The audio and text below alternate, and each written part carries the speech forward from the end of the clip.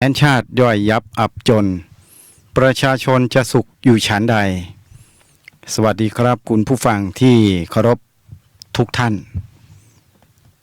วันนี้รายการตำรวจเชียงใหม่สัมพันธ์ก็ได้กลับมาพบปะรับใช้พี่น้องประชาชนทางสถานีวิทยุคลื่นพระพุทธศาสนาและวัฒนธรรมจังหวัดเชียงใหม่ FM ความถี่104.50 เมกะเฮิรตซ์ออกอากาศจากที่ตั้งณวัดฝายหินตำบลสุเทพอำเภอเมืองจังหวัดเชียงใหม่ส่งไปยังเครื่องรับส่งของคุณผู้ฟังทุกท่านที่รับฟังกันอยู่ไม่ว่าจะในพื้นที่จังหวัดเชียงใหม่ก็ดีพื้นที่ใกล้เคียงหรืออาจจะเป็นจังหวัดใกล้เคียงก็ตามเสียงนี้ที่ดังฟังกันอยู่คือรายการตำรวจเชียงใหม่สัมพันธ์ซึ่งมีผมร้อยตำรวจเอกอำนวยธีรวาทรองสารวัตรทำหน้าที่งานฝ่ายประชาสัมพันธ์ตำรวจภูธรจังหวัดเชียงใหม่วันนี้ก็ได้มีโอกาสกลับมาพบปะรับใช้คุณผู้ฟังอีกครั้งหนึ่งสำหรับวันเสาร์ที่ผ่านมานั้นก็ต้องขออภัยด้วยนะครับเพราะว่าติดภารกิจในส่วนของในความรับผิดชอบงานในหน้าที่นะครับก็เลยต้องขออภัยไม่ได้มาทำหน้าที่ตรงนี้เพราะว่าไปทำภารกิจให้กับหน่วยงานนะครับซึ่งก็คงจะเป็นอย่างนี้ต่อไปเป็นระยะจนกว่าจะหมดวาระครบรอบเกษียณอายุราชการซึ่งก็เป็นเส้นทางที่เดินไปกันอยู่นะครับในส่วนของสายงานระบบองค์กรภาครัฐภาครัฐวิสาหกิจหรืออาจจะรวมไปถึงภาคเอกชนด้วยนะครับที่เราฟังกันอยู่หลายท่านก็คงจะอยู่ในเส้นทางระนาบแนวเดียวกันนะครับเพราะว่าไม่มีเขาเรียกว่าไม่มีการแสดงไหนนะครับที่จะละครก็ดีนะครับไม่มีละครโรงไหนที่จะไม่มีวันเลิกรานะครับก็คือต้องมีการดำเนินต้องมีการปฏิบัติต้องมีการจัดการนะครับแล้วก็จบด้วยเวลาที่กำหนดไว้นะครับซึ่งก็หลายท่านนักวิชาการก็พูดกันหลายครั้งเหมือนกันก็บอกว่าคนเรานั้นคือมีความหลากหลายนะครับคุณผู้ฟังก็คือบอกว่าสิ้นสุดขั้นตอนในการทำหน้าที่นะครับแต่ก็จะเป็นจุดเริ่มต้นในการใช้ชีวิตที่มีความเป็นอิสระเสรีที่มากขึ้นนะครับทำอะไรได้มากขึ้นไม่ต้องมีเครื่องแบบนะครับไม่ต้องมีระบบเข้ามาควบคุมจัดการเหมือนกับที่เราปฏิบัติหน้าที่กันอยู่ซึ่งก็เป็นแนวคิดเป็นแนวทางนะครับแต่บางท่านก็บอกว่าสิ้นสุดภารกิจนะครับก็จะเป็นเวลาอีกส่วนหนึ่งที่จะเกิดขึ้นนั่นคือเวลาในการท่องเที่ยวเวลาในการพักผ่อนหรือเวลาที่จะใช้ชีวิตอย่างอิสระอยู่กับครอบครัวนะครับหรืออาจจะทำงานอิสระทำงานจิตอาสานะครับการช่วยเหลือสังคมก็เป็นอีกแนวทางหนึ่งนะครับที่เป็นความหลากหลายแล้วก็คงไม่สามารถที่จะไปทำได้เหมือนกันเหมือนกับทุกคนนะครับทุกคนไม่สามารถที่จะทำในแนวทางนี้ได้เหมือนกันเพราะว่าในการดำเนินชีวิตในช่วงที่เราพ้นจากภารกิจหน้าที่การงานจากองค์กรก็ดีเนี่ยมันก็เป็นจุดเริ่มต้นของบางท่านนะครับที่รับราชการแล้วก็จะเป็นจุดเริ่มต้นแห่งการเดินทางนะครับเพราะว่าชีวิตก็คือการเดินทางเหมือนที่ผมพูดไว้แล้วก็การเดินทางนั้นมันก็ทำให้เราได้ทัศนะได้ศึกษาได้เห็นความเป็นไปของสังคมนะครับได้เห็น สิ่งที่เราผ่านไปในเส้นทางนะครับสมมุติว่าคุณผู้ฟังเดินทางจากเชียงใหม่นะครับจะไปกรุงเทพมหานครก็ดีหรือจะไปอีสานก็ตามเนี่ยการเดินทางก็ทำให้เราได้พบเห็นทัศนวิสัยที่เรามองเห็นในเส้นทางที่ผ่านไปนะครับเห็นความเป็นอยู่เห็นธรรมชาติเห็นต้นไม้เห็นใบหญ้าเห็นทุ่งนานะครับเห็นบ้านเรือนนะครับอันนี้เราพูดถึงในส่วนของการเดินทางคือชีวิตก็คือการเดินทางก็ทำให้เราเพลิดเพลินอย่างมีความสุขอันนี้พูดถึงว่าการเดินทางนะครับบางท่านก็หรืออาจจะหลายๆท่านก็ดีก็บอกว่าการเดินทางนั้นก็ไม่จำเป็นที่เราคงจะต้องไปลงทุนลงแรงนะครับที่จะต้องเคลื่อนไหวไปโน่นไปนี่นะครับเพราะว่าอาจจะมีค่าใช้จ่ายเยอะแยะมากมายนะครับต้องใช้ยวดยานพาหนะในการเดินทางก็ดีเนี่ยบางท่านก็บอกว่าหลายๆท่านก็อาจจะบอกว่าเราก็อยู่กับบ้านอยู่กับช่องอยู่นิ่งๆนะครับนั่งสมาธิปฏิบัติธรรมก็เป็นการเดินทางภายในนะครับซึ่งตรงนี้ก็เป็นมุมมองแล้วก็เป็นสิ่งที่เราสามารถที่จะเลือกใช้ชีวิตนะครับเลือกใช้ชีวิตเลือกปฏิบัติในแนวทางนะครับที่เราเห็นว่ามันเป็นเหตุเป็นผลมันเหมาะสมกับสภาวะสังคมนะครับที่รอการเปลี่ยนแปลงหรือบางอย่างก็อาจจะมีการผ่องถ่ายนะครับในเรื่องคนเขาเรียกว่า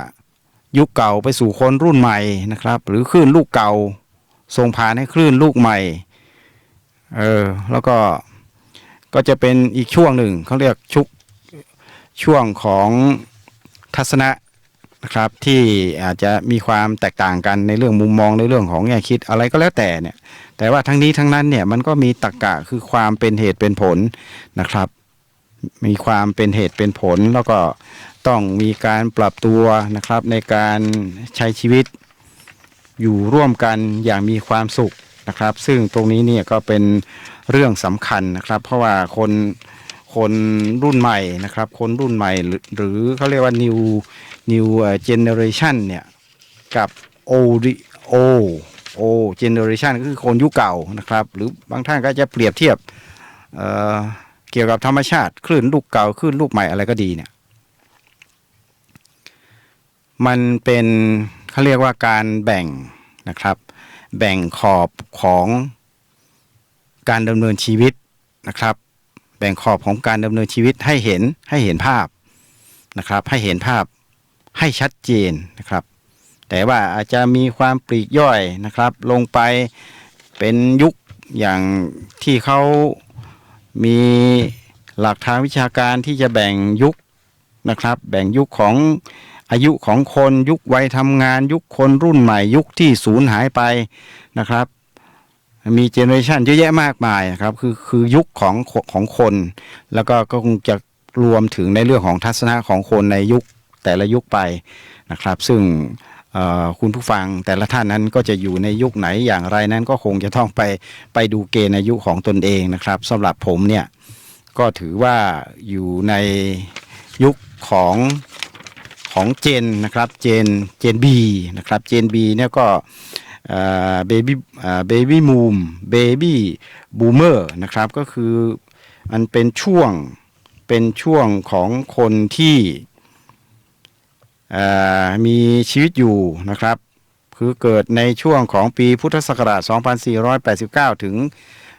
2507 นะครับซึ่งก็เทียบเกณฑ์อายุมันก็อยู่ระหว่างประมาณ 50 ปีกว่าไปจนถึง 70 กว่าปีนะครับเพราะฉะนั้นคนในยุคนี้นะครับก็เป็นยุคที่ค่อนข้างจะมีทัศนะความคิดนะครับวิธีการจัดการในการดำรงชีวิตที่แตกต่างนะครับ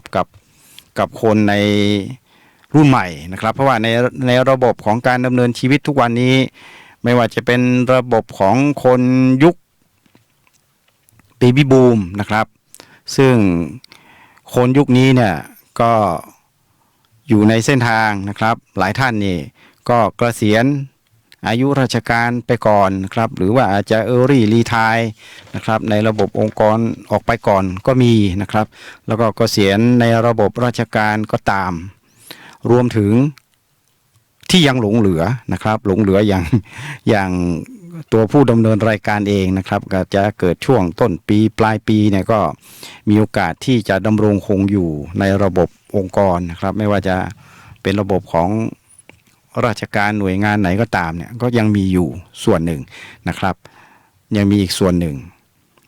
แล้วถัดจากนี้ไปก็จะเป็นช่วงถัดลงไปก็คือคนที่มีอายุที่ยังไม่ถึง60ปีนะครับซึ่งเพราะฉะนั้นคนในยุคเบบี้บูมเนี่ยก็ถือว่าเป็นคนที่ยัง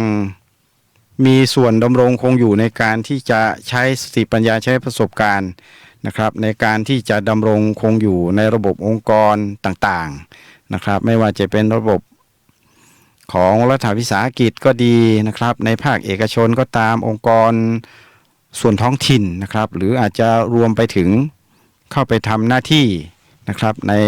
สายการเมืองก็มีเยอะแยะมากมายที่เข้าไปนะครับในระบบการจัดการในส่วนของการเมืองนะครับ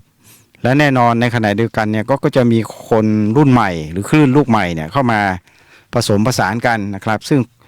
คนรุ่นใหม่นั้นก็อาจจะอยู่ประมาณในช่วงของgeneration นะครับน่าจะอยู่ในช่วงของ generation X นะครับ generation X ซึ่ง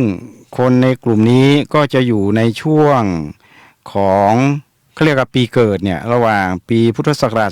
2508ไปจนถึง2522นะครับเพราะนั้นก็จะอยู่ในช่วงราวอายุ40ปีไปจนถึง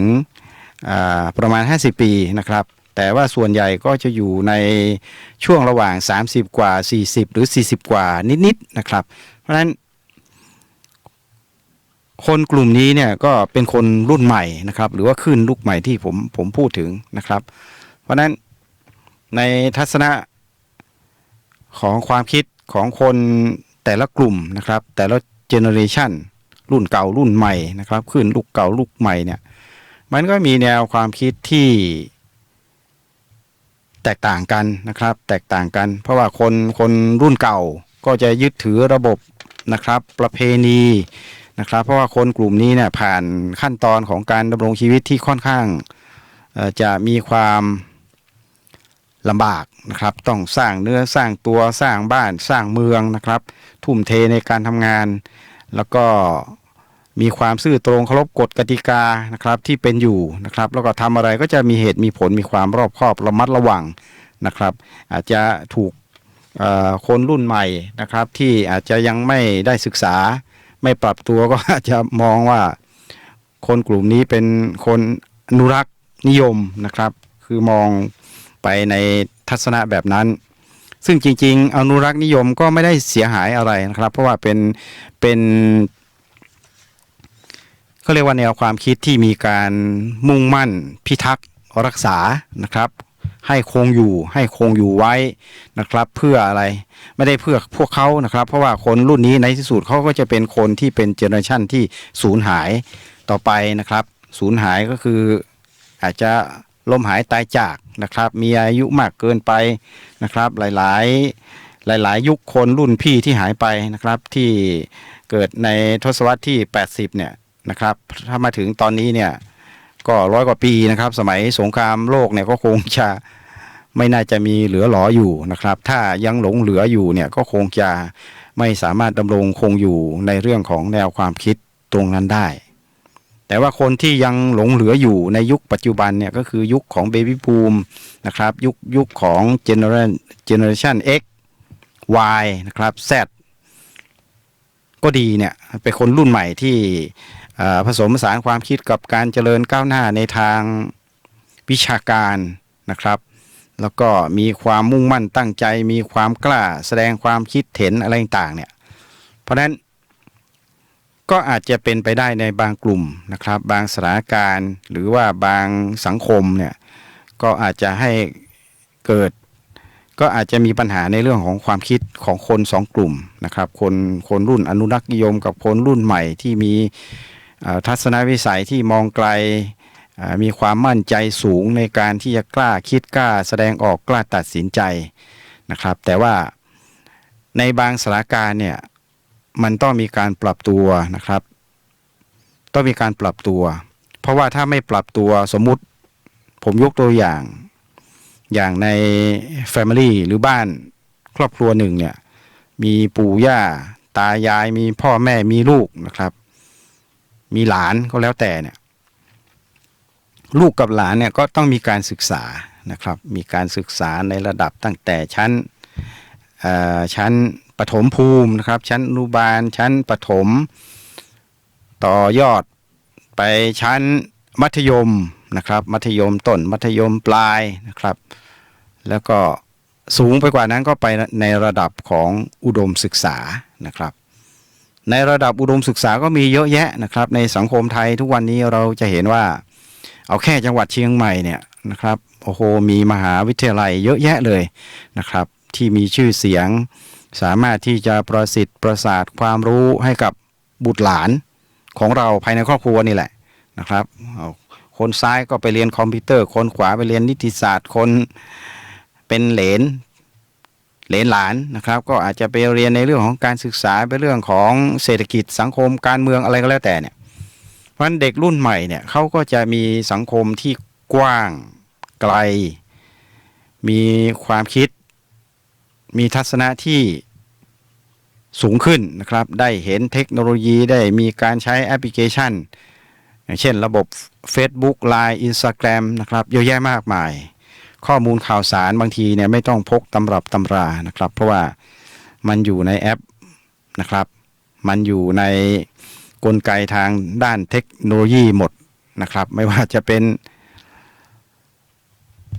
ในเรื่องต่างๆนะครับยกตัวอย่างเช่นโทรศัพท์ที่ผมใช้อยู่ทุกวันเนี่ยสมัยก่อนผมใช้หน้ามืดนะครับแล้วผมก็เชื่อว่าคุณผู้ฟังที่อยู่ในยุครุ่นราวคราวเดียวกับผู้ดำเนินรายการนะครับหรือว่าอาจจะเป็นรุ่นปู่ย่าตาทวดนะครับซึ่งเป็นเขาเรียกว่ารุ่นไซเลนเจเนอเรชันนะครับก็อยู่ในช่วงของราวปีพุทธศักราช 2468 ถึง 2488 นะครับถ้านับถึงปัจจุบันนี้ก็เป็นรุ่นที่มีอายุตั้งแต่70 กว่าปี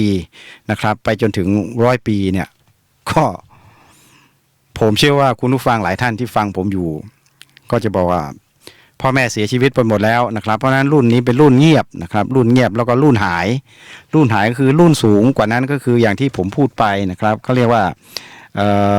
รุ่นของ lost generation ก็คือรุ่นที่หายไปแล้วนะครับคือสมัยสงครามโลกครั้งที่1ครั้งที่2นะครับก็คงจะไม่หลงเหลือละนะครับถ้ายังหลงเหลืออยู่ก็แสดงว่าเขารักษาสุขภาพร่างกายนะครับเช่นอายุอาจจะ100 กว่าปีอย่างนี้เป็นต้นนะครับแต่ว่าก็คงจะไปไหนมาไหนคงไม่ได้แล้วนะครับต้องมีลูกหลานพยุงนะครับต้องถามตลอดว่าจะกินจะหิวจะเดินจะเข้าห้องน้ำนะครับเจ็บไข้ได้ป่วยเนี่ยไม่ค่อยรู้เรื่องละนะครับถ้ามีอยู่ก็จะเป็นอย่างนั้นไปเพราะฉะนั้นก็คงไม่สามารถที่จะมาดำรงคงอยู่ในเรื่องของแนวคิดหรือว่าการจัดการในการดำเนินชีวิตหรืออาจจะมาชี้แจงแถลงไขอะไรต่างๆให้คนภายในครอบครัวได้ละนะครับเพราะว่าคือเขาก็จะเอาตัวเองไม่รอดอยู่แล้วนะครับเพราะฉะนั้นคนรุ่นนั้นก็คือรุ่นที่เงียบหายไปนะครับส่วนรุ่นที่ยังดำรงคงอยู่ก็เป็นรุ่นในระดับเดียวกันกับผู้ดำเนินรายการนะครับหรือว่าอาจจะแก่กว่าสักเล็กน้อยนะครับเราก็ถือว่าเป็นรุ่นของเบบี้บูมที่อยู่ระหว่างอายุ50 กว่าปีจนถึงประมาณสัก80นะครับ80เนี่ยก็ถือว่ายังพูดรู้เรื่องอยู่นะครับคุณย่านะครับคุณย่าคุณน้าเนี่ยของผมเนี่ยอายุ80 กว่าละยังคุยโทรศัพท์ชัดเจนนะครับเข้าใจเรื่องราวไปโรงพยาบาลเองได้ขึ้นรถเมล์ได้นั่งรถแท็กซี่ได้รู้เรื่องผิดถูกชั่วดี80 กว่านะครับเพราะนั้นเราก็อย่าไปดูถูกดูแคลนนะครับคนในรุ่นวัยนี้เพราะนั้นสิ่งที่ผมนำมาพูดในวันนี้เนี่ยก็อยากจะนำเสนอให้กับคุณผู้ฟังที่ฟังรายการนะครับซึ่งเราก็คงต้องแยก เป็น2 แกนนะครับก็คือรุ่นเก่านะครับรุ่นเก่ากับรุ่นใหม่เพราะว่าในสังคมเนี่ยเราจะปฏิเสธไม่ได้เลยนะครับว่าสังคมเราเนี่ยในการดำเนินชีวิตทุกวันนี้เนี่ยนะครับไม่ว่าจะในส่วนของระบบองค์กรนะครับระบบภาคเอกชนระบบของสังคมทั่วไปนะครับแล้วก็สุดท้ายก็สังคมภายในครอบครัวของเรานะครับเป็นไปไม่ได้เลยว่าสังคมนั้นจะมีแต่คนรุ่นใหม่ทั้งหมดนะครับไม่มีพ่อไม่มีแม่นะคงหายากนอกจากเป็นศูนย์ก็ยังต้องมีนะครับหัวหน้าศูนย์ก็คือเป็นคนยุคเก่าที่คอยอบรมคอยจัดการนะครับแต่ว่าก็คงจะในเรื่องของวิชาการสมัยใหม่ก็คงต้องเป็นเรื่องของคนยุคใหม่นะครับทีนี้สังคมเนี่ยมันจะเดินไปได้เนี่ยมันไม่ได้หมายความว่ามันจะต้องมีคนรุ่น B นะครับรุ่น Generation B หรือต้องมี X Y เพียงอย่างเดียวนะครับแต่ว่าในสังคมปัจจุบันเนี่ยคนรุ่นเก่ากับคนรุ่นใหม่เนี่ยเขาก็มาปรับเป็นเจเนอเรชันใหม่ก็คือเจเนอเรชัน C นะครับ C เนี่ยมันก็จะรวมทั้งคนยุคเก่าที่มีวัยวุฒิคุณวุฒินะครับที่มีความหลากหลายมีความแตกต่างแต่ว่าสภาพสังขารก็คงเป็นไปตามอายุไปตามกาลเวลานะครับก็จะให้มีความธรรมัดทะแมงมีความคล่องตัวก็คงไม่ได้แต่ในขณะเดียวกันเราก็จะอย่าลืมว่านะครับโดยเฉพาะคนยุคใหม่เนี่ยเราก็ต้องอาศัยคนยุคเก่านะครับคนยุคเก่านะครับเป็นพี่เลี้ยงคอยบริหารจัดการให้ความรอบคอบให้ความคิดให้ข้อแนะนำให้คำปรึกษานะครับเพราะว่าในสังคมไหนก็ตามเนี่ยเรายกตัวอย่างง่ายๆเนี่ยนะครับมีเด็กนักเรียนนะครับที่เข้าเรียนในระดับอุดมศึกษาเนี่ยก็ยังมีรุ่นพี่นะครับในมหาวิทยาลัยก็มีปี1ปี2ปี3ปี4นะครับเพราะฉะนั้นคนที่เป็นสูงสุดเนี่ยเราก็ถือว่าเป็นรุ่นพี่นะครับรุ่นพี่หรือจะเป็นรุ่นพ่ออะไรก็แล้วแต่เพราะว่าบางมหาวิทยาลัยนี่มีการเรียนในระดับของ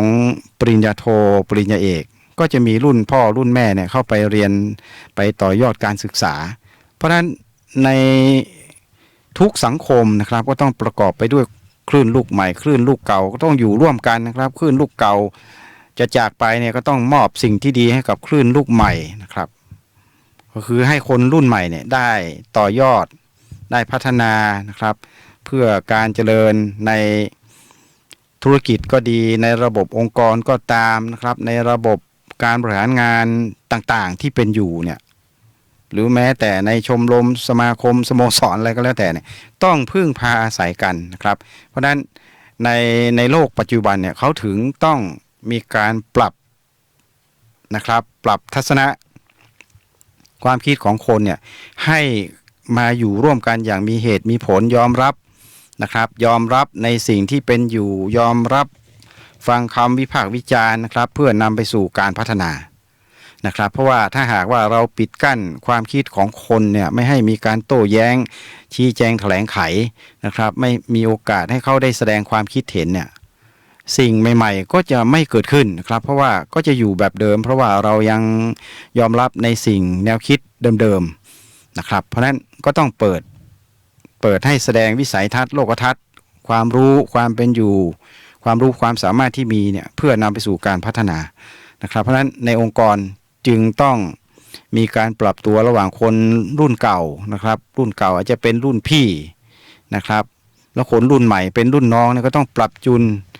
วิถีความคิดนะครับทฤษฎีความคิดแบบใหม่ๆก็ต้องปรับเพื่อให้ใช้กันได้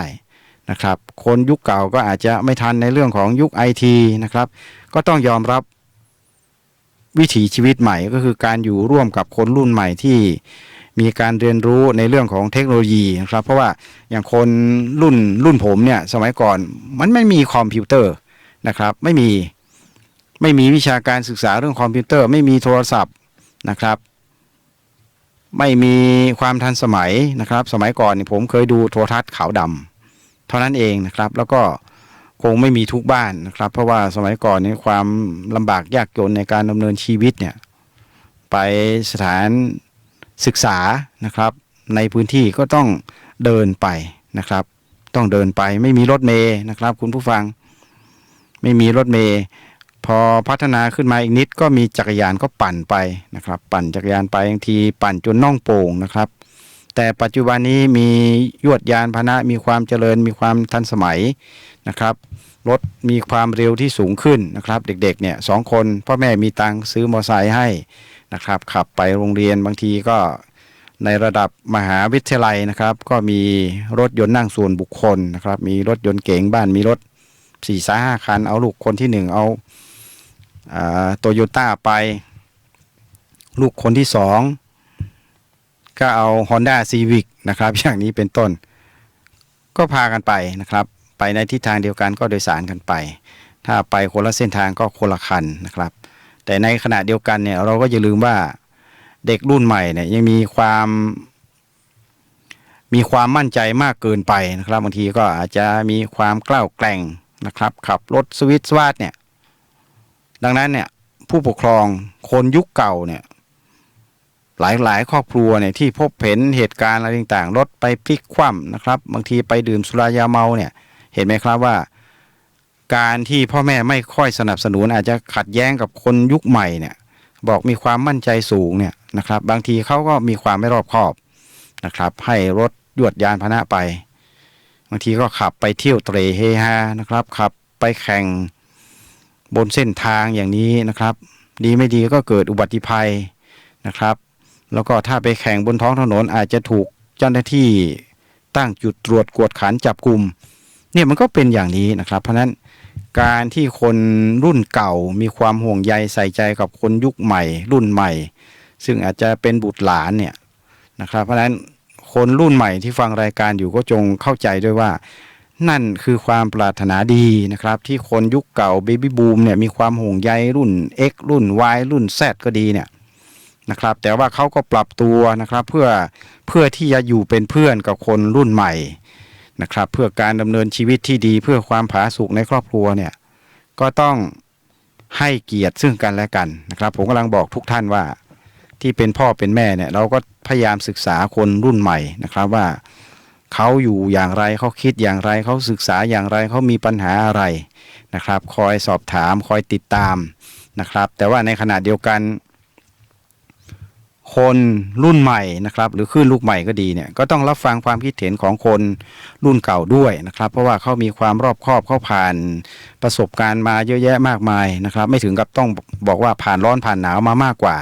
นะครับเพราะว่าบางทีคนยุคเก่านะครับพออยู่มานานๆเนี่ยก็ไม่เคยอาบน้ำร้อนนะครับเพราะว่าสุขภาพร่างกายก็ไม่ไหวละนะครับ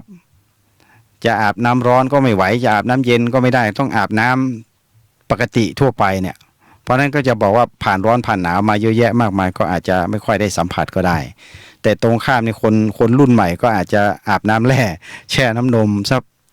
ซะมากกว่านะครับอันนี้ก็เป็นในเรื่องของมุมมองในเรื่องของเบ็ดเตล็ดเล็กๆเท่านั้นเองนะครับซึ่งจริงๆแล้วเขาสมมุติฐานนะครับเขากำลังบอกว่ามีประสบการณ์นะครับในการที่ใช้ชีวิตมาอย่างยาวนานเนี่ยก็มองเห็นความแตกต่างของสังคมนะครับแล้วก็สามารถที่จะหยิบฉวยนะครับหยิบฉวยสิ่งต่างๆที่พบเห็นและเป็นอยู่นั้นนะครับนำมาเก็บไว้เป็นประสบการณ์เพื่อที่จะได้นำมาบอกเล่าสั่งสอนให้กับบุตรหลานให้กับคนครอบครัวว่าทำอย่างนี้มันจะมีผลอย่างนี้ถ้าทำอย่างนี้มันก็จะเป็นผลดีนะครับผลดีผลเสียนะครับคือเขาผ่านประสบการณ์มาเนี่ยเขาสามารถที่จะมาสั่งสอนนะครับเคยผ่านในเรื่องราวต่างๆอาจจะเฉียดการได้รับบาดเจ็บเฉียดตายมาก่อนอย่างนี้เป็นต้นนะครับก็นำประสบการณ์ตรงนี้เนี่ยมาสั่งสอนมาแนะนำนะครับเหมือนกับคุณผู้ฟังเนี่ยนะครับเข้าไปในสนามรบเนี่ยผมถามว่าถ้าเอาทหารเกณฑ์นะครับสมมุติว่าเอาทหารเกณฑ์ที่ได้รับการฝึกใหม่ๆเนี่ยยังไม่เคยผ่านสงครามมาก่อนเนี่ยเข้าไปในแนวหน้าเนี่ยก็อาจจะมีผลนะครับมีผลกระทบต่อการรบนะครับมีผลกระทบ อาจจะมีความเสี่ยงครับถึงต้องมีผู้บังคับหมู่ผู้บังคับหน่วยนะครับมีหัวหน้าชุดในการลาดตระเวนเข้าตีเข้าทำลายเป้าหมายนะครับเพราะฉะนั้นก็ต้องมีรุ่นพี่หรือคนยุคเก่าที่ผ่านประสบการณ์ผ่านสงครามนะครับผ่านการฝึกมาเยอะแยะมากมายเนี่ยมานำหน่วยนะครับมานำหน่วยเพื่อให้ทีมนะครับทีมซึ่งเป็นกำลังใหม่ๆเนี่ยได้เรียนรู้ได้ปรับกลยุทธ์กลวิธีในการเอาตัวรอดแล้วก็สามารถที่เอาชนะศึกได้นะครับเพราะนั้นถึงต้องมีนะครับผู้นำหน่วยมีแม่ทัพมีหัวหน้าชุดในการรบในการลาดตระเวนอะไรก็แล้วแต่นะครับในสายงานตำรวจก็มีนะครับผู้บังคับหมู่นะครับผู้บังคับหมู่ผู้บังคับหมวดผู้บังคับกองร้อยผู้บังคับกองพันก็ต้องมีอย่างนี้ก็คือมีคนรุ่นเก่ารุ่นใหม่นะครับเพื่อที่จะประคับประคองหน่วยให้ผ่านไปได้ด้วยดีนะครับจนกว่าเขาจะมีประสบการณ์เรียนรู้นะครับมีความมั่นใจเราค่อยผ่องถ่ายบทบาทหน้าที่เนี่ยให้เขารับไปนะครับรับไปทีละนิดรับไปทีละหน่อยแล้วถามว่ารับได้แค่ไหนเรียนรู้ได้อย่างไรมีอะไรคุณข้องมองใจสงสัยนะครับอะไรเหล่านี้เป็นต้นเนี่ยก็ต้องค่อยๆนะครับประคับประคองไปนะครับไม่ว่าจะเป็นองค์กรภาครัฐองค์กรภาคเอกชนนะครับยิ่งคนที่เดินทางมาในช่วงของใกล้จะเกษียณอายุราชการก็ดีนะครับอาจจะเป็นรุ่นหลังจากผมไปแล้วก็ในรุ่นที่เป็นอยู่ในขณะนี้นะครับก็อาจจะต้องมีการมองคนรุ่นใหม่ที่จะเข้ามารับสืบทอดบทบาทหน้าที่การงานนะครับต้องมาเรียนรู้งานต้องมาศึกษางานต้องมีระยะเวลานะครับในการฝึกปฏิบัติเช่นกันนะครับ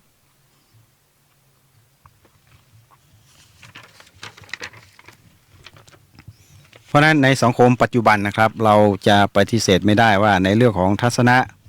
มุมมองของ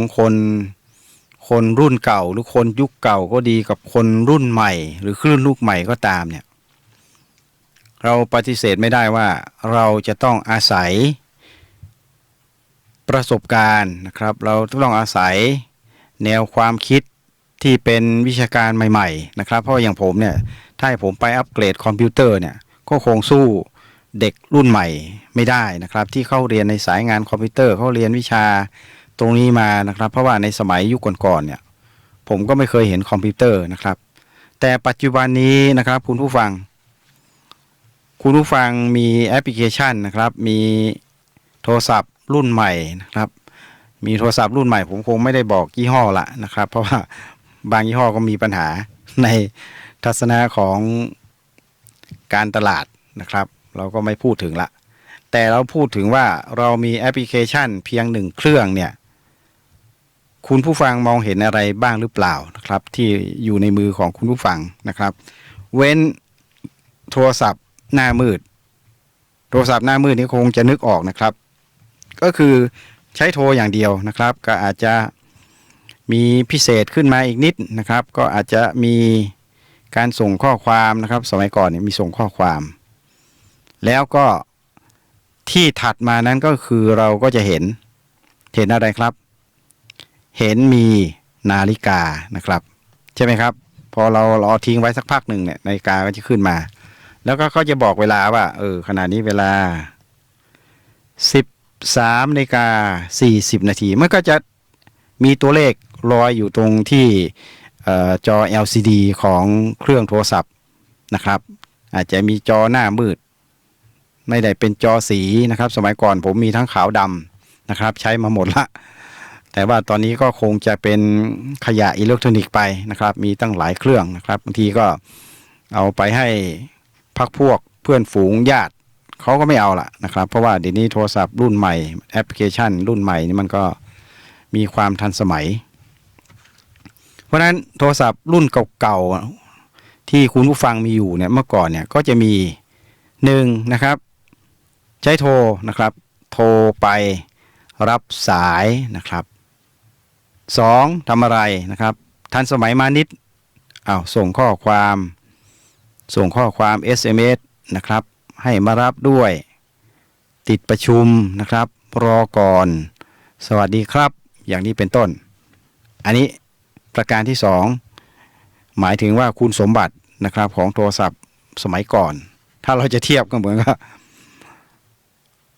เขาเรียกยุคเก่านะครับยุคเก่ายุค 1G นะครับ 1G ก็คือ1 generation นะครับยุคนั้นซึ่งก็เป็นยุคนับหนึ่งนะครับเดี๋ยวนี้มานับ2นี่ก็มีระบบต่างๆเยอะแยะมากมายนะครับเพราะฉะนั้นในยุค 1G นะครับนอกเหนือจากการโทรแล้วรับสายแล้วนะครับส่งข้อความแล้วก็ดีเนี่ยก็มีนาฬิกานะครับมีนาฬิกาสำหรับให้เราดูเวลาแทนที่ว่าเราจะเอานาฬิกามาพกอยู่ที่ข้อมือนะครับบางทีก็รู้สึกว่ามันอึดอัดข้อนะครับเดี๋ยวก็ข้อก็เป็นรอยข้อแขนก็เป็นรอยนะครับบางทีก็รัดซะแน่นนะครับไปให้เขาปรับไม่ต้องการมันหลวมช่างนาฬิกาเขาก็งั้นคุณจะเอาพอดีหรือว่ายังไงนะครับเขาถามเราเอาพอดีถ้าเอาหลวมเดี๋ยวก็มันก็รู้สึกว่ามันหลงเหลงใช่ไหมครับคุณผู้ฟังเราก็เอาพอดีเพราะเอาพอดีเนี่ยอยู่ไปนานมาเนี่ยไม่รู้ว่าข้อมันบวม ข้อมันบวมหรือว่าเราอ้วนขึ้นหรือเปล่านะครับอันนี้ก็แล้วแต่คุณผู้ฟังก็จะสังเกตสรีระร่างกายของตนเองว่ามันเกิดอะไรขึ้นมันครับทีนี้ขยับก็ไม่ได้ละนะครับขยับไม่ได้เพราะมันฟิกหมดแล้วมีอย่างเดียวคือต้องไปเปลี่ยนสายใหม่ก็เลยทนใส่ไปอย่างเงี้ยเดี๋ยวมีตังค์ค่อยเปลี่ยนใหม่เหมือนผมตอนนี้ผมก็มีอยู่2 เรือนนะครับคุณผู้ฟังผมพูดไปเนี่ยผมก็ไปดูข้อในกลางผมมันเป็นรอยนะครับมันเป็นรอยตามสายนาฬิกาใช่ไหมครับมันก็เป็นอย่างนี้เพราะฉะนั้นโทรศัพท์รุ่นเขาเรียกยุค 1G เนี่ยเขาก็เลยทำนาฬิกามาให้นะครับบางทีเราก็ไม่จำเป็นต้องพกนาฬิกาเพราะว่าโทรศัพท์หน้ามืดของเราหรือว่ายุค 1G ของเราเนี่ยนะครับคุณผู้ฟังพอเรากดหน้าจอให้มันตื่นขึ้นมาปุ๊บเนี่ยมันก็จะโชว์นาฬิกาให้เราเห็นนะครับแล้วก็จะมีวันที่เสร็จสับเรียบร้อยเลยนะครับอย่างของผมเนี่ยผมกดปุ๊บเนี่ยผมจะมีโทรศัพท์ยุค 1G นะครับแต่ปัจจุบันนี้น่าจะอยู่ในระดับ 2G ละนะครับแต่ว่าอันนี้มันจอเล็กอยู่ผมก็ถือว่าเป็นยุค 1G นะครับยุค 1G คือยุคนะครับแต่ว่าในระดับความเร็วในการรับคลื่นในปัจจุบันนี้มันเป็น 4G นะครับมันเป็น 4G เพราะนั้นมันความหมายก็อาจจะแตกต่างความหมายแตกต่างกันนะครับคุณผู้ฟังก็เรากดปุ๊บเนี่ยวันเสาร์ที่22มิถุนายนนะครับเขาบอกชัดเจนเลยแล้วก็เวลา 13:42 นาทีเพราะฉะนั้นโทรศัพท์รุ่นหน้ามืดที่เราเห็นประโยชน์ใช้สอยก็จะมีโทรออกนะครับรับสายเข้าส่งข้อความนะครับซึ่งปัจจุบันนี้ผมไม่ได้ใช้ส่งข้อความละผมก็เอาไว้รับนะครับเพราะนั้นโทรศัพท์หน้ามืดเราก็เอาไว้ใช้รับใช้โทรนะครับก็จะมีอยู่3อย่างนะครับไว้รับสายโทรออกรับสายโทรออกส่งข้อความมีนาฬิกาแต่ทีนี้พอมายุคปัจจุบันนะครับซึ่งก็เดินมาตั้งแต่ยุค 2G นะครับยุค 2G มา 3G มา 4G ปัจจุบันนี้ผมใช้ 4G นะครับคุณผู้ฟังซึ่งหลายท่านก็จะบอกว่ายังเชยไปหรือเปล่านะครับก็แล้วแต่ว่าประโยชน์ใช้สอยของเรานะครับซึ่งคุณผู้ฟังหลายท่านก็อาจจะบอกฉันใช้ 4G มาตั้งปี2 ปีละอันนี้ยัง 4G อยู่ก็คือประโยชน์ใช้สอยในการดำเนินชีวิตมันแตกต่างนะครับคนที่ใช้ 5G ก็อาจจะต้องการความรวดเร็วต้องการการตัดต่อในเรื่องของด้านเทคโนโลยีนะครับซึ่งมันสามารถทำได้ในแอปพลิเคชันเพียงตัวเดียวนะครับแต่ทีนี้ผมกำลังเปรียบเทียบนะครับระหว่างยุคเก่ากับยุคใหม่นะครับคือยุคหน้ามืดนะครับกับยุคทันสมัยเอาง่ายๆก็แล้วกันยุคทันสมัยแอปพลิเคชัน1 เครื่องนะครับแอปพลิเคชัน1 เครื่องเนี่ยของคุณผู้ฟังนะครับที่ใช้กันอยู่นะครับลองยกขึ้นมาดูนะครับซึ่งแล้วแต่นะครับบางท่านก็อาจจะตั้งรหัสสัมผัสหน้าจอเข้าไปเราแค่เปิดหน้าจอนะครับคุณผู้ฟังโทรศัพท์ยุคปัจจุบันเนี่ยเราถือว่าคนเปรียบเทียบกับเขาเรียก personality เนี่ยคือความสามารถของบุคคลเนี่ยนะครับเราก็จะเห็นว่าโอ้โหมันมีอะไรเนี่ยมีกล้องนะครับก ล้องถ่ายรูปมีแคมเมราไม่ต้องพกกล้องสะพายโทรศัพท์ Canon ยุค750ยุค700นะครับรุ่นผมพูดผิดไปรุ่น 700D รุ่น 750D นะครับหรือว่ายุคที่มี2ตัวราคาตั้ง 3-4 หมื่นนะครับบางทีเกือบเป็นแสนนะครับแต่แน่นอนเราซื้อแอปพลิเคชันผมซื้อโทรศัพท์มายี่ห้อหนึ่งขออนุญาตไม่บอกชื่อในราคา 10,000 บาท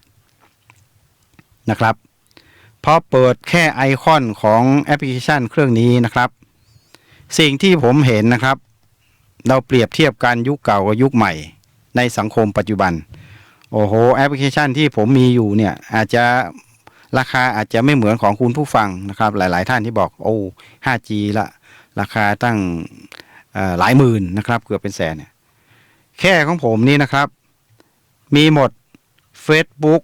Messenger YouTube นะครับมีกล้องถ่ายรูปมีห้องเก็บภาพนะครับมีกล้องถ่ายรูปมีห้องเก็บภาพคือคุณผู้ฟังจะถ่ายรูปไปกี่ภาพก็แล้วแต่มีห้องเก็บภาพอยู่ในนี่เรียบร้อยหมดคือถ่ายปุ๊บก็เข้าไปคลังภาพนะครับเข้าไปแกลเลอรี่เห็นไหมครับมีรู้กี่อย่างนะครับมีแอปพลิเคชันอื่นๆมีแล้วแต่แอปอะไรก็แล้วแต่นะครับมีเยอะแยะมากมายมีเก็บเพลงนะครับมีดูปฏิทินมีดูนาฬิกานะครับมีเครื่องคิดเลขมีหมดมีอุปกรณ์เครื่องมือต่างๆนะครับเพื่อดูอะไรครับทัศนวิสัยสภาพอากาศอุณหภูมิอันนี้แอปพลิเคชันเครื่องเดียวนะครับมีไฟฉายนะครับมีไฟฉายมีปฏิทินแต่ละปีแต่ละเดือนนะครับมันจะปรับไปโดยอัตโนมัติของมันนะครับมีนาฬิกาสำหรับทำอะไรครับจับเวลาก็ได้เวลานักวิ่งในสนามนะครับไปวิ่งเราจับเวลามีนาฬิกาจับเวลานะครับตั้งปลุกโอ้มีเยอะแยะมากมายนะครับมีถึงธนาคารนะครับสำหรับโอนเงินโอนทองมีโหมดควบคุมการขับขี่มีเยอะแยะมากมายครับมีการส่งข้อความเวลาเราจะต้องไปชำระค่าโทรศัพท์อะไรก็แล้วแต่เนี่ยเราก็จะมีช่องสำหรับเปิดดูนะครับว่าเข้าทวงตังมาหรือยังนะครับที่เราจะต้องไปจ่ายถ้าไม่ทวงมานะครับไม่ทวงมาเราก็ไปดำเนินการเองนะครับหลังจากนี้ไปผมก็จะต้องไปจ่ายค่าแอปพลิเคชันนะครับซึ่งก็เป็นค่าใช้จ่ายผูกพันที่เราก็ต้องดำเนินการอย่างนี้ไปแล้วตัวสุดท้ายนะครับซึ่งมันมีเยอะผมก็จงไม่พูดละเพราะว่าของคุณผู้ฟังก็คงจะเป็นอย่างเดียวกันนะครับถ้าใช้แอปพลิเคชันในระดับ 4G 5G ขึ้นไปเนี่ยเราจะเห็นว่าไอ้เครื่องตัวเล็กๆตัวเดียวเนี่ยมันมีหมดทุกอย่างแล้วก็สุดท้ายที่เราใช้ก็คือโทรศัพท์นั่นเองนะครับคุณผู้ฟังโทรศัพท์นั่นเองแล้วยังไม่พอยังมีสมุดบันทึกไว้ด้วยสมุดก็คือที่เราบันทึกเบอร์โทรของครูบาอาจารย์เพื่อนฝูงที่ทำงานผู้บังคับบัญชานะครับสายงานอะไรต่างๆที่เราต้องประสานงานต้องติดต่อกันเนี่ยนะครับแล้วนอกจากนั้นแล้วนะครับที่เราใช้กันอย่างสนุกสนานนะครับซึ่งก็แล้วแต่ว่าถ้าคนยุคเก่าเนี่ยเขาก็จะมีการระมัดระวังในเรื่องของแอปพลิเคชันนะครับไม่ว่าจะเป็น Facebook Faceline นะครับ Instagram อะไรก็แล้วแต่เนี่ยคนยุคเก่าก็จะมีความรอบคอบอย่างไรครับบางอย่างเป็นประโยชน์เก็บไว้บางอย่างไม่เป็นประโยชน์นะครับเพราะนั้นรุ่นGeneration X Y Z เนี่ยต้องระมัดระวังนะครับผมถึงต้องพูดหลายครั้งว่าคิดก่อนคลิกนะครับหรือว่าก่อนจะโพสต์คิดก่อนโพสต์โพสต์ข้อความออกไปนะครับถ้าโพสต์ไปแล้วเนี่ย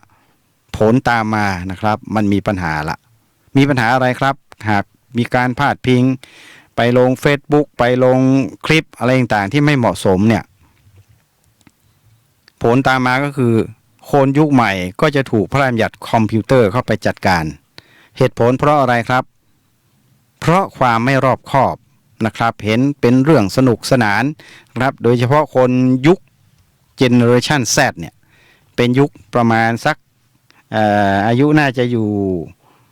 ประมาณสักไม่ถึง30 ปีเนี่ยอาจจะยังมีความสนุกสนานนะครับมีความผิดพลาดผลสุดท้ายเนี่ยก็มีหลายเรื่องราวนะครับที่สายงานตำรวจเนี่ยคือไปลงด่านะครับหน่วยงานบางหน่วยงานเนี่ยว่าทำอย่างนั้นทำอย่างนี้เนี่ยสุดท้ายพอเขาจับกูมาเนี่ยต้องเอาดอกไม้มาขอขมานะครับก็ดีที่หน่วยงานบางหน่วยงานเขาก็ยังให้อภัยอยู่นะครับแต่ว่าต้องก็เรียนคุณผู้ฟังว่าในพระราชบัญญัติพรบคอมพิวเตอร์2560เนี่ยมันเป็นคดีอาญานะครับเป็นอาญาเป็นคดีที่รัฐเป็นผู้เสียหายนะครับถึงต้องมีการป้องกันการกระทำความผิดอย่างนี้เพราะมิฉะนั้นเนี่ยทุกคนก็จะเอาระบบ LINE Facebook ไปใช้ในทางที่ไม่เหมาะสมนะครับแล้วส่วนมากก็จะเป็นคนในยุค Z นะครับยุคที่บอกว่ามีความเจริญทันสมัยเกิดมาก็พบเห็นโทรศัพท์พบเห็นโทรทัศน์สีพบเห็น Facebook นะครับมีความทันสมัยในเรื่องของเทคโนโลยี YouTube เนี่ยนะครับเพราะฉะนั้นคนยุคนี้เนี่ยจะไม่ค่อยดูโทรทัศน์นะครับไม่ค่อยดูโทรทัศน์เพราะเขาดู YouTube เพราะมีเยอะกว่าทีนี้ในการดูเนี่ยถ้าหากว่าคนยุคเบบี้บูมนะครับรุ่นพ่อรุ่นแม่เนี่ยไม่ไปให้ความรู้นะครับไม่ไปควบคุมเนี่ยไม่ไปแนะนำให้เขาเข้าใจนะครับเขาอาจจะหลงผิดได้นะครับเพราะนั้นถึงต้องบอกว่ารุ่นเบบี้บูมนะครับกับรุ่นX Y Z ก็แล้วแต่เนี่ยอายุ20กว่าไม่ถึง40เนี่ยในเรื่องของวิชาการความทันสมัยนั้นคนรุ่นเก่านะครับอย่างรุ่นของผู้ดำเนินรายการเนี่ยเรายอมรับความคิดเห็นของคนรุ่นใหม่อยู่เสมอนะครับเพราะว่าเราไม่สามารถที่จะไปอ่านตำรับตำราเป็น100 เล่ม1,000 เล่ม10,000 เล่มเนี่ยเราไม่สามารถทำได้นะครับแต่ในขณะเดียวกันเนี่ยคนรุ่นใหม่เนี่ยเขาสามารถเรียนรู้ศึกษาในระบบมีเดียต่างๆเยอะแยะมากมายแต่ว่าก็ต้องฝากน้องๆคนยุค X Y Z ด้วยกันแล้วกันว่าควรเอาในสิ่งที่ดีนะครับมาใช้ให้เกิดประโยชน์เขาเรียกว่าใช้สื่อแบบสร้างสรรค์นั่นเองนะครับสื่อสร้างสรรค์เสริมสร้างความรู้เพิ่มพูนปัญญานะครับเพิ่มประสิทธิภาพในการดำเนินชีวิตเป็นสิ่งที่ดีนะครับเป็นสิ่งที่ดีแล้วในขณะเดียวกันเนี่ยก็ควรจะเผยแพร่ความรู้ตรงนี้นะครับให้กับผู้หลักผู้ใหญ่เป็นพ่อเป็นแม่เนี่ยเพื่อให้เขาได้ปรับตัวเข้ากับการดำเนินชีวิตของน้องๆได้ด้วยนะครับที่ฟังรายการอยู่เนี่ยคือให้ไปด้วยกันนะครับไม่ใช่ว่าพ่อใช้หน้ามืดลูกใช้แอปพลิเคชันก็พูดกันไม่รู้เรื่องนะครับวันนี้ถ้าจะพูดกันให้รู้เรื่องก็คือพ่อก็จะบอกว่าวางหน้ามืดนะครับก็มาทำตาสว่างนะครับสดใส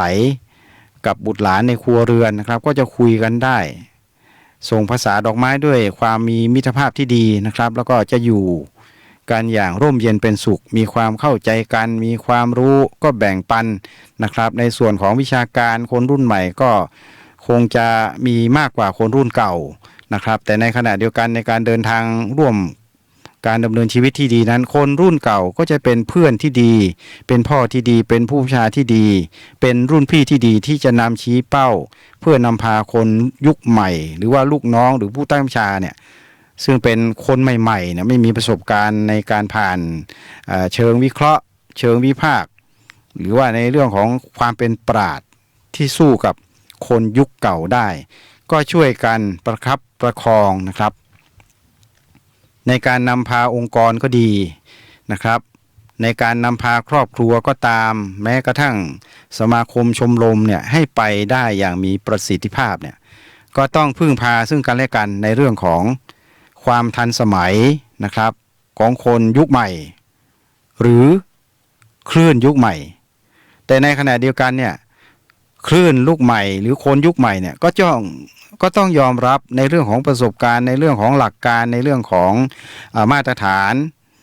ที่ดีในทางสังคมซึ่งอาจจะมีความแตกต่างกับคนรุ่นใหม่ที่อาจจะยังไม่ค่อยยึดถือในเรื่องของ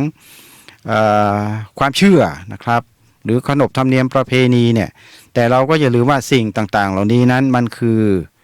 คือคันลองที่ประคับประคองให้พ่อแม่ปู่ย่าตาทวดเนี่ยได้ดำรงคงอยู่อย่างมีชีวิตที่ปลอดภัยนะครับอย่างมีชีวิตที่มั่นคง แล้วในที่สุดจึงได้มีการก่อกำเนิด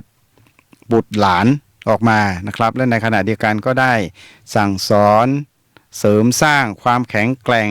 ให้ความรู้นะครับในระดับที่เขาผ่านประสบการณ์หลายมาตรงนี้เนี่ยเพื่อเป็นพื้นฐานในการที่จะให้คนรุ่นใหม่หรือขึ้นลูกใหม่เนี่ยได้ต่อยอดพัฒนาสืบต่อในการพัฒนาการศึกษานะครับประสบการณ์วิชาความรู้ที่จะได้รับจากรั้วมหาวิทยาลัยก็ดีนะครับจากสภาวะทางสังคมที่เป็นสังคมใหม่ก็ตามเนี่ยก็มานำมาปรับประยุกต์ใช้ให้ไปด้วยกันได้ก็หมายความว่ามีต้นตอนะครับมีการต่อยอดมีต้นตอที่แข็งแรงมีการต่อยอดต่อตาต่อกิ่งนะครับที่ทันสมัยขึ้นก็จะทำให้เราได้พันไม้นะครับหรือเราได้พืชพันธุ์ธัญญาหารที่มีการพัฒนามีโครงสร้างที่ดีนะครับก็จะทำให้การดำเนินชีวิตหรือการพัฒนาในเรื่องของแต่ละเรื่องไม่ว่าจะเรื่องของเกษตรนะครับก็ทำให้เกิดเกษตรใหม่นะครับเกษตรสายพันธุ์ใหม่เกิดขึ้นเกิดการพัฒนาพันธุ์ใหม่เกิดขึ้นก็ทำให้เสริมสร้างความรู้เสริมสร้างรายได้เสริมสร้างประสบการณ์ให้กับคนรุ่นใหม่นะครับแล้วในขณะเดียวกันคนรุ่นเก่าก็ได้พัฒนาในเรื่องของการเติบโตการเติบต่อการต่อยอดการพัฒนากิ่งเราจะเห็นว่าเกษตรยุคเก่ากับเกษตรยุคใหม่ก็จะมาพบเจอกันนะครับในสถานศึกษาในมหาวิทยาลัยเกษตรในชมรมเกษตรในอะไรต่างๆในภาคสังคมทุกอย่างเนี่ยเพราะฉะนั้นจึงมองเห็นได้ว่าไม่ว่าสังคมไหนก็ตามนะครับไม่ว่าองค์กรไหนก็ดีเนี่ยต้องมีคนรุ่นเก่ากับคนรุ่นใหม่ที่ทำหน้าที่ร่วมกันเพื่อประคับประคองให้สมาคมชมรมสังคมนั้นพัฒนาไปในทิศทางที่มีความมั่นคงนะครับมีการดำรงอยู่ที่แข็งแรงด้วยภูมิปัญญานะครับด้วยภูมิปัญญาด้วยภูมิคุ้มกันที่เป็นหลักวิชาชีพหรืออาจจะเป็นหลักทางวิชาการก็ได้นะครับที่ทุกคนมีสิทธิ์เรียนรู้ร่วมกันนะครับแล้วนำมาปรับใช้เพื่อพัฒนาในการดำเนินชีวิตในการดำเนินครอบครัวในการดำเนินสังคมนะครับดำเนินการตามยุทธศาสตร์สังคมอะไรก็ดีเนี่ยทำให้ทุกคนมีส่วนได้มีส่วนร่วมนะครับที่จะต่อยอดพัฒนาเสริมสร้างให้การดำรงอยู่ของทุกภาคส่วนนั้นไปได้ด้วยดีนั่นเองนะครับเพราะฉะนั้นวันนี้ในแนวทางความคิดที่ได้พูดไปนะครับไม่ว่าจะเป็นในเรื่องของเจเนอเรชันอะไรต่างเนี่ยสรุปแล้วก็คือคนรุ่นใหม่กับคนรุ่นเก่านะครับขึ้นลูกใหม่ขึ้นลูกเก่าไม่สามารถที่จะแยกทางกันได้นะครับต้องไปด้วยกันต้องควบคู่ไปด้วยกันนะครับเหมือนกับครอบครัวที่ต้องมีปู่ย่าตายายมีพ่อแม่มีลูกหลานเหลนลือนะครับสืบทอดเจตนารมณ์ในการดำรงคงอยู่ของเผ่าพันธุ์ของชาติพันธุ์ก็ดีเนี่ยเพื่อให้เกิดการพัฒนาสร้างสรรค์นะครับทรัพยากรมนุษย์อย่างมีคุณภาพต่อไปวันนี้ก็หมดเวลาพอดีนะครับสำหรับการพบปะในรายการตำรวจเชียงใหม่สัมพันธ์วันนี้ก็คงจะฝากประชาสัมพันธ์ด้วยนะครับสำหรับคุณผู้ฟังที่จะเดินทางขึ้นไปสายเชียงรายนะครับก็ต้องใช้ความระมัดระวังด้วยโดยเฉพาะเส้นทางหลวงหมายเลข118กม15ถึงประมาณกมที่22ถึงประมาณตู้ยามโป่งดินนะครับมีการปรับผิวการจราจรมีการขุดฐานเชื่อมต่อทำสะพานต่อหม้อนะครับเป็นจุดๆเพราะฉะนั้นใช้รถใช้ถนนก็อย่าประมาทนะครับเพราะว่าเส้นทางสายนี้เนี่ยก็คงจะผมไม่รู้ว่าคงจะอีกนาน